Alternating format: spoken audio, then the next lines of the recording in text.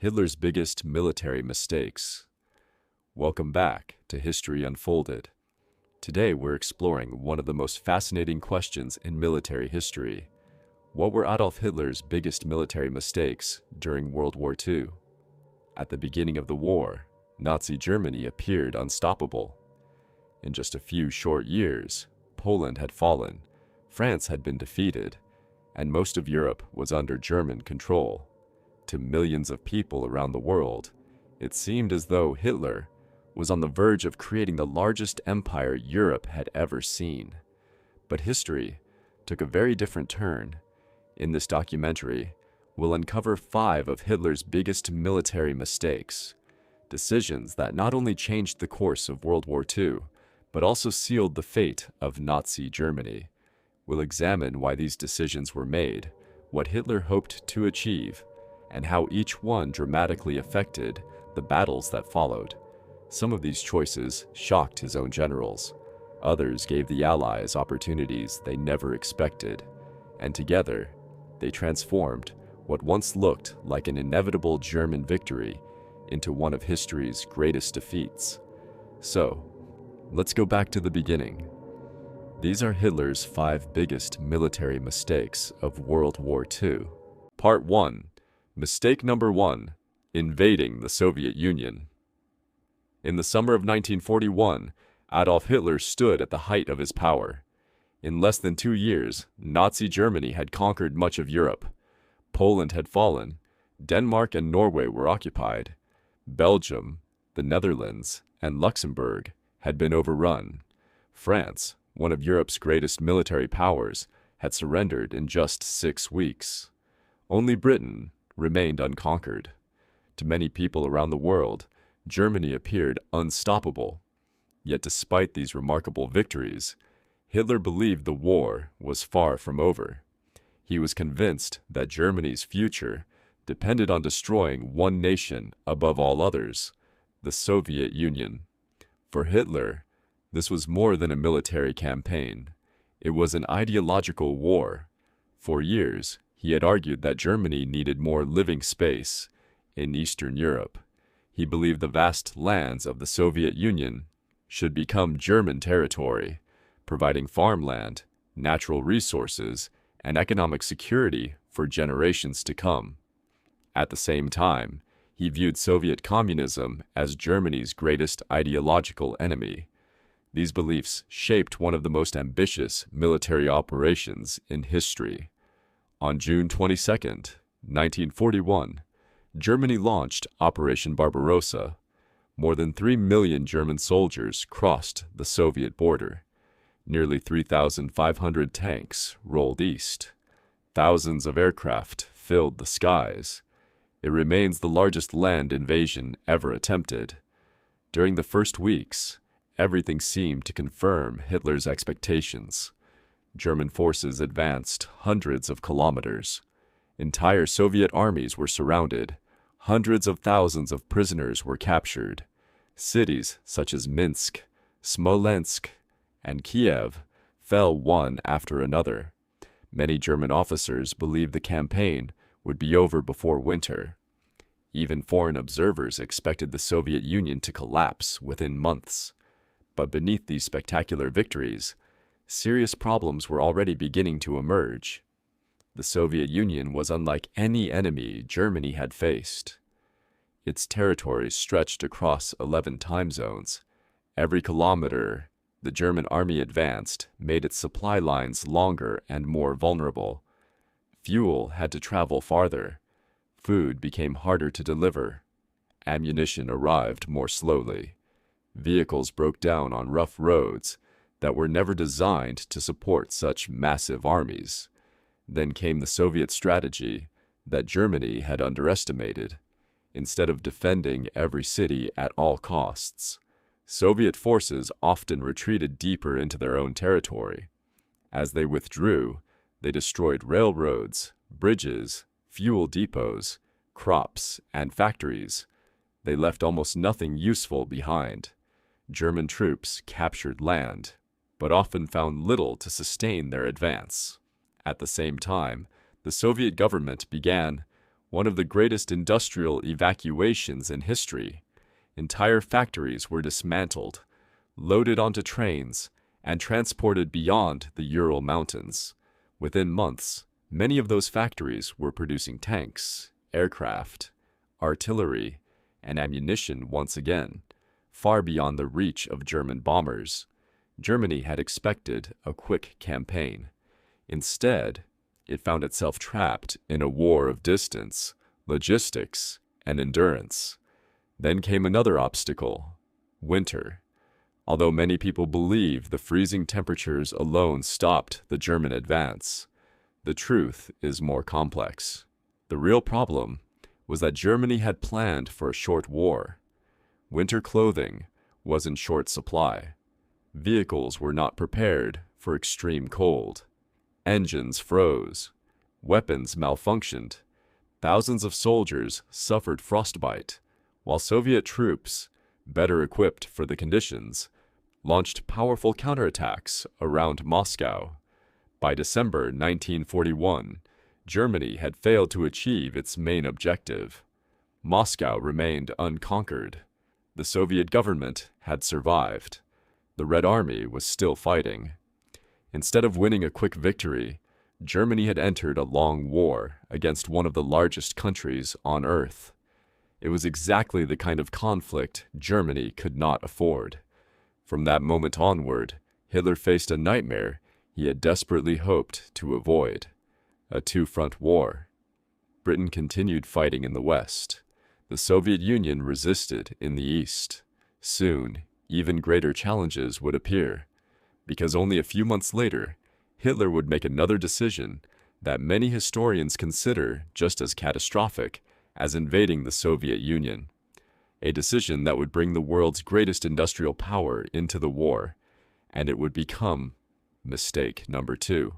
Part 2. Mistake number 2. Declaring war on the United States. By the end of 1941, Germany was already deeply engaged in the largest military campaign in its history. Millions of German soldiers were fighting across the vast plains of the Soviet Union. The campaign had slowed. The quick victory Hitler had promised had failed to materialize. But while Germany struggled in the East, another conflict was unfolding thousands of miles away. On December 7th, 1941, Japanese aircraft launched a surprise attack on the American naval base at Pearl Harbor in Hawaii. The attack shocked the United States. The following day, America declared war on Japan. At that moment, Adolf Hitler faced a critical decision.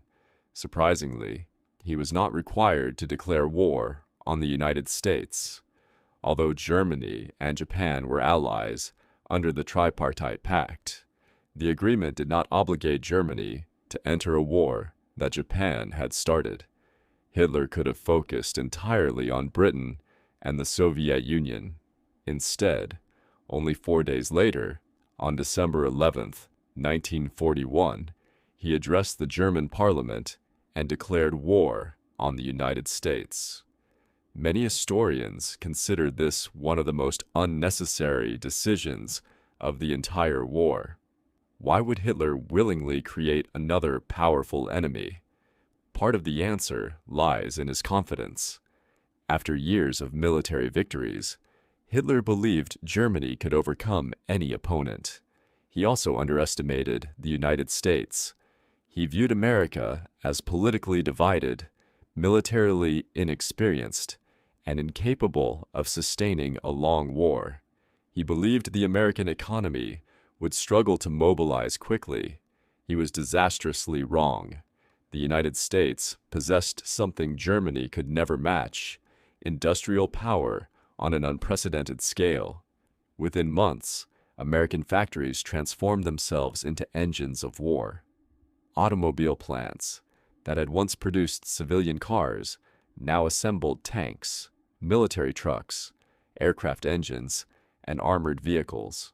Shipyards launched cargo ships, destroyers, and aircraft carriers at astonishing speed. Aircraft factories produced bombers and fighters in numbers that stunned even Allied commanders. the United States was no longer simply another country entering the war. It became the factory of the Allied world. American industry supplied Britain. It supplied the Soviet Union, and it equipped its own rapidly growing military at the same time. Thousands of trucks crossed the Atlantic. Millions of tons of food, fuel, ammunition, and machinery followed. The support allowed Allied armies to keep fighting even under enormous pressure. Meanwhile, Germany struggled with shortages. Fuel became increasingly scarce. Raw materials were limited. Factories were frequently targeted by Allied bombing campaigns. Every aircraft Germany lost became harder to replace. Every experienced pilot became more valuable. The balance of the war slowly began to shift. Then came another consequence of Hitler's declaration. The United States Army expanded at incredible speed. Millions of Americans volunteered or were drafted into military service. New divisions trained for combat across Europe and the Pacific. The U.S. Navy rapidly became the largest naval force in the world. American bombers soon reached German cities. Day after day, night after night, entire industrial centers came under relentless attack. Factories that once fueled Germany's military machine were damaged or destroyed. Railroads were disrupted. Oil refineries became prime targets. Production slowed. By declaring war on the United States, Hitler had turned what was already a difficult conflict into a truly global war. Germany was now fighting the British Empire, the Soviet Union, and the most powerful industrial nation on Earth, all at the same time. Looking back today, it's difficult to imagine how Germany expected to defeat such a coalition. Some historians believe that if Hitler had never declared war on the United States, America's military focus might have remained primarily on Japan for much longer. Others argue that conflict between Germany and the United States was inevitable. But one fact remains clear.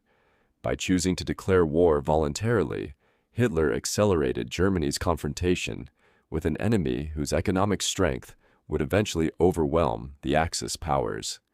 It was a decision that Germany could never reverse. And yet, even after making this enormous mistake, Hitler would make another decision that proved even more devastating on the battlefield itself. A decision that would trap an entire German army inside one ruined city. That city was Stalingrad, and it became mistake number 3, part 3. Mistake number 3, refusing to retreat at Stalingrad. By the summer of 1942, Germany faced a new challenge. The quick victory in the Soviet Union had failed. Instead of ending the war in a matter of months, German forces were now fighting across an enormous front, stretching for thousands of kilometers. Hitler believed Germany needed a decisive victory. His attention turned south. The objective was clear: capture the rich oil fields of the Caucasus and secure the fuel needed to continue the war. But standing along the route was one city, Stalingrad. At first, the city had little strategic importance beyond its location on the Volga River. However, its name carried enormous symbolic value. It was named after Soviet leader Joseph Stalin. For Hitler, capturing the city became more than a military objective. It became a matter of prestige. During the late summer of 1942, German forces advanced toward Stalingrad. The Luftwaffe bombed the city relentlessly. Entire neighborhoods were reduced to rubble. Thousands of civilians were killed. Hitler believed the destruction would break Soviet resistance. Instead, it created the perfect battlefield for defenders. The ruins turned every street into a fortress. Every collapsed building became a defensive position. Every factory became a battlefield. The fighting quickly descended into one of the most brutal urban battles in history.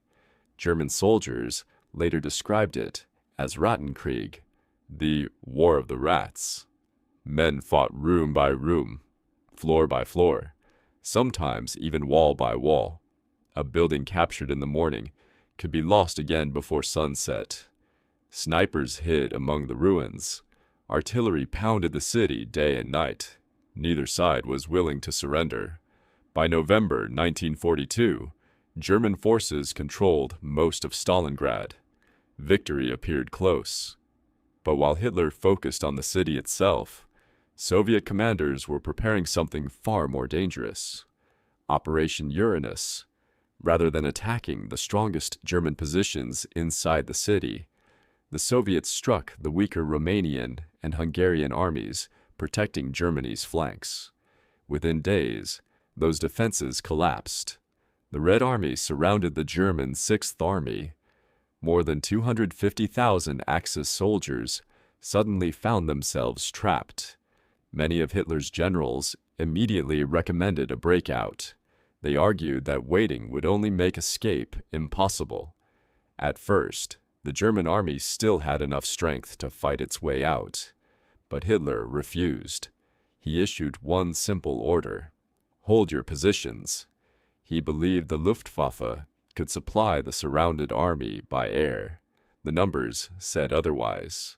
The Sixth Army needed roughly 700 tons of supplies every day. The Luftwaffe rarely delivered even a fraction of that amount. Food ran out, fuel disappeared, ammunition became scarce. Winter returned. Temperatures dropped far below freezing. Starvation spread through the trapped army. Horses were slaughtered for food. Medical supplies were exhausted. Wounded soldiers froze inside ruined buildings, while Soviet artillery continued its relentless bombardment. Still, Hitler refused to authorize a retreat. He promoted General Friedrich Paulus to the rank of Field Marshal. It was more than a promotion. It was a message. No German Field Marshal had ever surrendered. Hitler expected Paulus to fight to the death.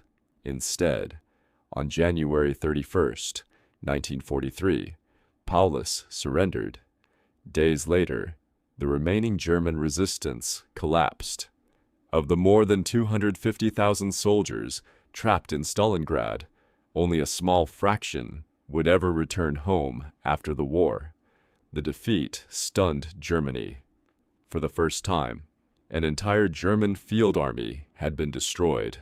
The myth of Nazi invincibility was shattered once again, but the consequences went far beyond the loss of one army. Germany had also lost thousands of experienced officers, veteran soldiers, tanks, aircraft, and irreplaceable equipment. Even more importantly, Hitler's refusal to retreat sent a dangerous message throughout the German military. Military logic would now be replaced by political pride. Again and again, German commanders would be ordered to hold impossible positions rather than withdraw to stronger. Again and again, German commanders would be ordered to hold impossible positions rather than withdraw to stronger defensive lines. And time after time, those decisions would cost Germany tens of thousands of soldiers. Stalingrad became more than a defeat. It became a symbol of what happens when ideology takes priority over strategy. Yet despite this catastrophic disaster, Hitler still failed to learn one crucial lesson. Instead of trusting the experienced generals who had led Germany's early victories, he became increasingly convinced that only he knew how to win the war. That decision would become mistake number 4. Part 4. Mistake number 4. Failing to defeat Britain. When France surrendered in June 1940, Hitler believed the war in Western Europe was almost over. Germany had achieved one of the most stunning military victories in modern history. In just 6 weeks, the French army had collapsed. British forces barely escaped during the evacuation at Dunkirk. Most military experts expected Britain to seek peace. But that never happened. Instead, British Prime Minister Winston Churchill made it clear that the United Kingdom would continue fighting no matter the cost. For Hitler, this created a serious problem. As long as Britain remained in the war, Germany could never fully secure Western Europe. An invasion of the British Isles was considered. The plan was known as Operation Sea Lion, but before German troops could cross the English Channel, one condition had to be met. The Luftwaffe had to destroy the Royal Air Force. Without control of the skies, any invasion fleet would be exposed to British fighters and the Royal Navy. In the summer of 1940, Germany launched the Battle of Britain. At first, German aircraft focused on military targets, airfields, radar stations, aircraft factories. The strategy was working. British defenses were under enormous pressure. Some historians believe the Royal Air Force was approaching a critical point, but then Hitler changed his strategy. After British bombers attacked Berlin, Hitler ordered massive bombing raids against British cities instead. London became the primary target. Night after night, German bombers dropped thousands of bombs on the capital. The campaign became known as the Blitz. Entire neighborhoods were destroyed. Thousands of civilians lost their lives, yet the attacks failed to break British morale. Instead, they gave the Royal Air Force something it desperately needed: time. While German bombers targeted cities, damaged British airfields were repaired. Radar stations returned to operation. New fighter aircraft entered service. Pilots recovered. The RAF survived. By the autumn of 1940, Germany had failed to gain air superiority. Without it, Operation Sea Lion became unrealistic. The invasion was quietly postponed. It would never take place. This failure changed the course of the entire war. Britain remained a vital base for Allied operations. From British airfields, bombers would later strike deep into Germany. From British ports, supplies crossed the Atlantic. And in June 1944, Allied forces launched the D-Day invasion from southern England. Had Britain fallen in 1940, the history of World War II might have looked very different. But because it remained free, Germany was forced to keep troops, aircraft, and naval forces in Western Europe throughout the war. Resources that could have been used elsewhere were permanently tied down. Britain also became the bridge between the United States and continental Europe. Millions of American soldiers, vehicles, and supplies passed through British ports before entering the fight against Germany.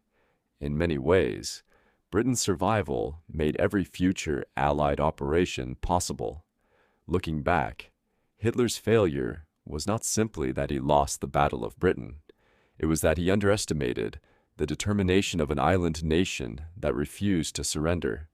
Germany had conquered almost every country it attacked.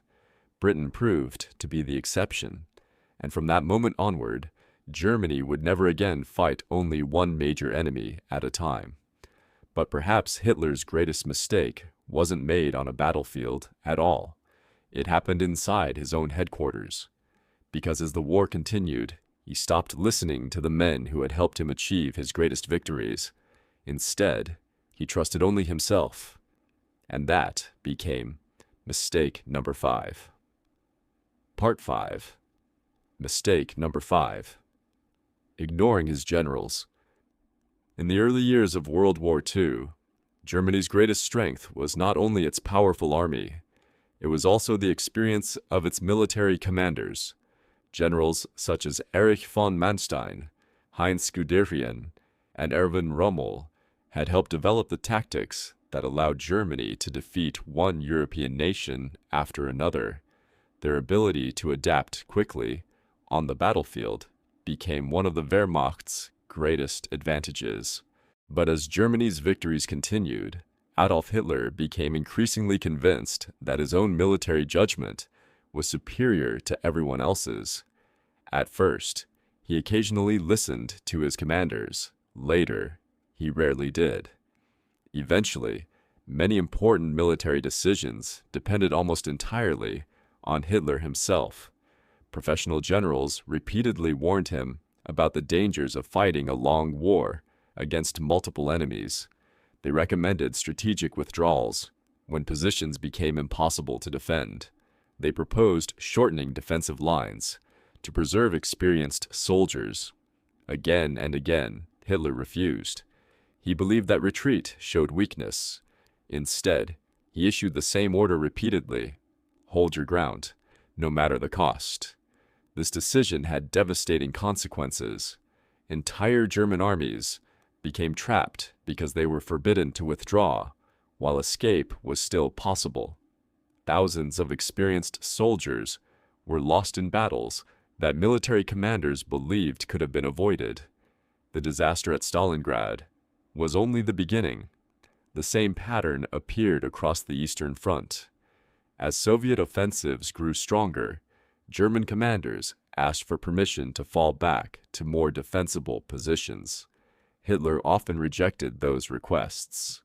His belief in absolute determination replaced military flexibility.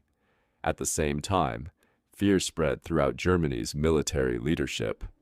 Officers who questioned Hitler's decisions risked losing their positions, or worse. Some were dismissed. Others were ignored. A few eventually concluded that Germany could no longer win while Hitler remained in power. On July 20th, 1944, a group of German officers attempted to assassinate Hitler at his headquarters. They believed his leadership was leading Germany toward total destruction. The plot failed. Hitler survived. The consequences were brutal. Thousands of people were arrested. Many were executed. After the assassination attempt, Hitler trusted his commanders even less than before. Decision-making became increasingly centralized. By the final months of the war, many German generals had little freedom to respond to rapidly changing conditions on the battlefield. Orders continued to come directly from Hitler, even when those orders no longer reflected reality. As Allied forces advanced from the west and the Soviet army approached from the east, Germany's military situation became hopeless. Yet Hitler continued issuing commands to divisions that no longer existed. He demanded counterattacks from exhausted units with almost no fuel, little ammunition, and only a fraction of their original strength. The gap between his expectations and reality had become impossible to ignore. Looking back today, historians still debate which of Hitler's decisions caused the greatest damage. Was it invading the Soviet Union, declaring war on the United States, refusing to retreat at Stalingrad, failing to defeat Britain, or ignoring the advice of his own generals? The truth is, no single mistake destroyed Nazi Germany. Each decision made the next one even more dangerous. Invading the Soviet Union created a war Germany could not finish quickly. Declaring war on the United States added the world's strongest industrial power to the list of enemies. Failing to defeat Britain ensured the Allies would always have a base from which to strike back. Refusing to retreat sacrificed experienced armies that Germany could never replace. And by ignoring his own generals, Hitler removed one of Germany's greatest military strengths: professional leadership. Individually, each mistake was serious. Together, they became catastrophic. By 1945, Germany was fighting on multiple fronts. Its cities were being bombed daily, its industry was collapsing, and its armies were retreating across Europe. The nation that had once appeared unstoppable was now struggling simply to survive. World War II remains one of the most studied conflicts in human history because it reminds us that wars are not won by confidence alone. Even the strongest armies can be defeated. Even the greatest victories can lead to disaster if leaders ignore reality. History often turns on decisions. Some decisions bring victory. Others change the course of the world forever. And few leaders made more costly military decisions than Adolf Hitler. Thank you for watching History Unfolded. If you enjoyed this documentary and want to see more in-depth videos about World War II, ancient civilizations, legendary battles, and the events that shaped our world, don't forget to like the video, subscribe to the channel, and let us know in the comments which historical topic you'd like to see next. Until next time, keep uncovering history